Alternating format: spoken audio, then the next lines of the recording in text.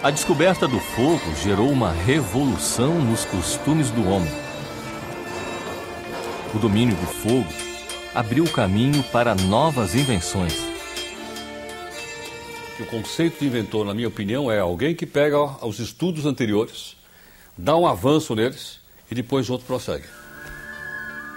A energia movida pelo fogo serviu até para iludir as pessoas. Ninguém inventa alguma coisa do nada. Alguém tem que ter estudado isso antes de mim.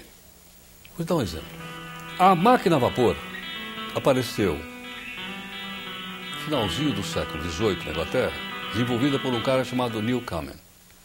Aí você olha os livros ingleses assim, o inventor da máquina a vapor foi Newcomen. Muito bem. Se eu voltar a 3 séculos antes de Cristo nascer, na cidade de Alexandria, no Egito, tinha um mágico. Esse mágico tinha uma esfera de metal que girava sozinha sem que ele colocasse a mão. E as pessoas pagavam porque ele era mágico. O truque era o seguinte, era uma esfera de cobre, oca, na qual ele colocava água até a metade. E ela tinha 2 canudinhos para sair o vapor. Aquilo era colocado dentro de um braseiro, em cima de um braseiro. Quando a água fervia, o vapor saía, a roda, aquela esfera girava. Sabe o que é isso? É o princípio da expansão dos gases. Esse princípio foi usado por quem? Pelo Newcomen, 20 séculos depois, para dizer, eu sou inventor da máquina a vapor. Então, se não houvesse alguém estudando antes o princípio da expansão dos gases, o Newcomen não teria inventado a máquina a vapor. Ninguém inventa alguma coisa do nada. Principalmente na ciência. A ciência é uma construção. A substituição das ferramentas pelas máquinas, da energia humana pela energia motriz e do modo de produção doméstico pelo sistema fabril constituiu a Revolução Industrial.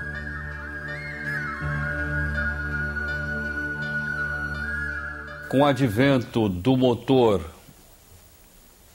elétrico substituindo o motor a vapor, a eletricidade se espalhando pelas cidades, o advento do motor a combustão interna, que dá uma avançada muito grande no industrialismo de uma maneira geral, e a Revolução Industrial sai da Inglaterra no século XIX, vai para a França, para a Holanda, para a Bélgica, para a Alemanha, para a Rússia, para os Estados Unidos.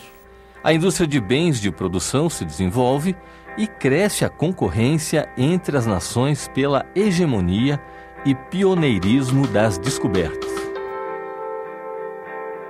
No momento que você disputa a hegemonia mundial, você agrega isso ao movimento nacionalista. Então você tem um pan-eslavismo, você tem um pan-germanismo nessa época, você tem um pan-latinismo liderado pela França, você tem um pan-anglicanismo liderado pela Inglaterra e Estados Unidos. Então, obviamente, sim, nós somos os melhores. Nós somos melhores, nós somos os primeiros, nós somos os civilizadores do mundo e nós somos aqueles que inventamos as melhores coisas do mundo. E os ingleses diziam, olha, nós somos tão grandes que o sol nunca se põe no Império Britânico. E era verdade. Quando fazia noite na Inglaterra, era dia na Índia. O grande desafio para o império onde o sol nunca se põe é a comunicação. Mas também aí viria uma revolução que começou com o envio de sinais pelo código Morse. A evolução foi assim, em 1837, Samuel Morse inventou o telégrafo com fio, que foi uma revolução, né? Pela primeira vez podia mandar mensagens à distância para outra cidade, enfim, mas através de um fio. Tendo na ponta 2 aparelhos, quer dizer, um transmissor e um receptor do outro lado, que os dois eram ao mesmo tempo transmissores e receptores. E transmitia sinais telegráficos. O código Morse é formado de sinais de pontos e traços.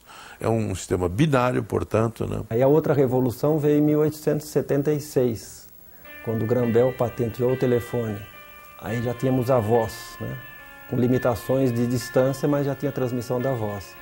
Depois a comunicação sem fio só veio no finalzinho do século XIX. A partir do final do século passado, surgiram as ideias de que era possível transmitir E isso foi feito com pioneiros, grandes teóricos, como foram Maxwell e Hertz, quer dizer, que na realidade fizeram transmissões, eles identificaram as ondas eletromagnéticas, que são ondas de rádio que são transmissíveis pela atmosfera e não através de fios. O Maxwell, ele comprovou a relação entre campo elétrico e campo magnético, juntando isso com a luz. Então ele falou, olha, ele provou, conseguiu comprovar, ele conseguiu obter que as ondas eletromagnéticas caminhavam sempre com a velocidade da luz. Então ele comprovou que a luz era uma onda eletromagnética. Então o Maxwell conseguiu comprovar isso teoricamente, e quem fez a comprovação experimental foi Hertz. As descobertas que vieram a seguir, como o telefone sem fio, raio laser, televisão e o rádio, tiveram a marca registrada de um brasileiro. Existem alguns trabalhos, né, sobre a vida e obra dele, descritos pelos seus primeiros biógrafos, sobretudo o Hernani Fornari e o Hamilton de Almeida.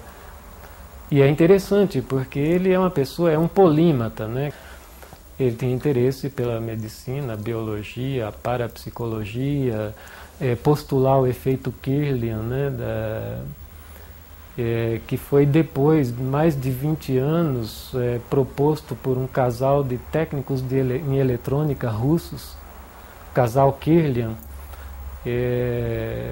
Então ele é interessante, tinha esses vários outros interesses, desenvolveu uma série de outros aparelhos e etc.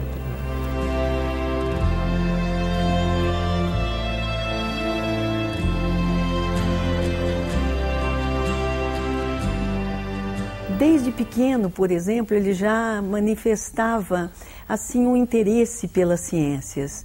Por exemplo, quando pequeno, ele construiu um telefone sem fio, sem nunca ter visto nem telefone.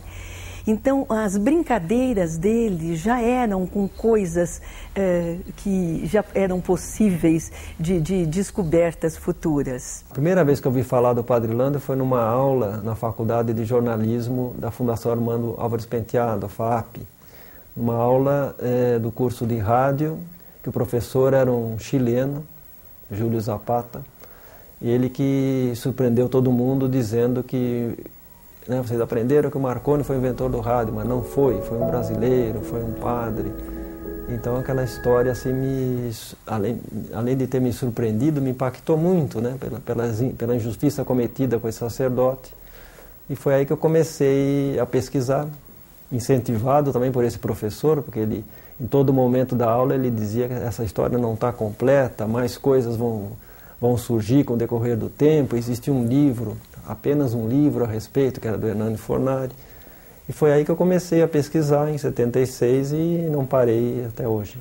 No início do século XX, o padre Roberto Landel de Moura colocou o Brasil entre as grandes potências da ciência. Mas a genialidade não foi suficiente para ele deixar de ser um ilustre desconhecido.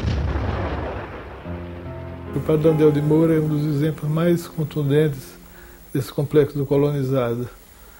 É tanto que ele tentou, quando fez a invenção do rádio, em cima da radiodifusão, ele tentou inicialmente fazer valer esse seu invento aqui no país, mas não teve sucesso. Daí então ele teve que ir para os Estados Unidos, onde ele registrou as patentes. Ele tinha mais aqui, ter ido para os Estados Unidos e não ter voltado mais.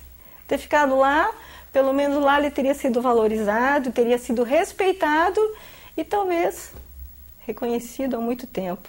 Mas ele tinha amor à sua pátria, ele queria que o Brasil recebesse isso, o seu país. E o que o seu país deu a ele? O anonimato? E nós estamos aqui tentando fazer o que agora?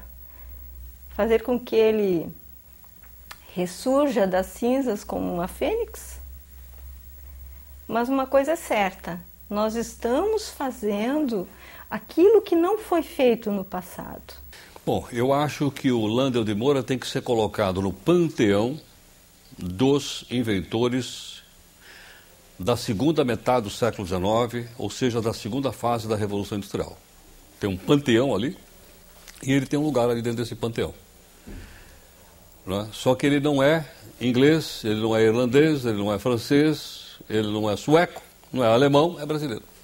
Enquanto nós, brasileiros, não dermos o devido crédito a Landel de Moura, o devido valor e o reconhecimento que ele foi um cientista que, por primeiro, transmitiu a voz humana sem os de fios, não serão os estrangeiros, não serão norte-americanos, ingleses ou italianos que o farão.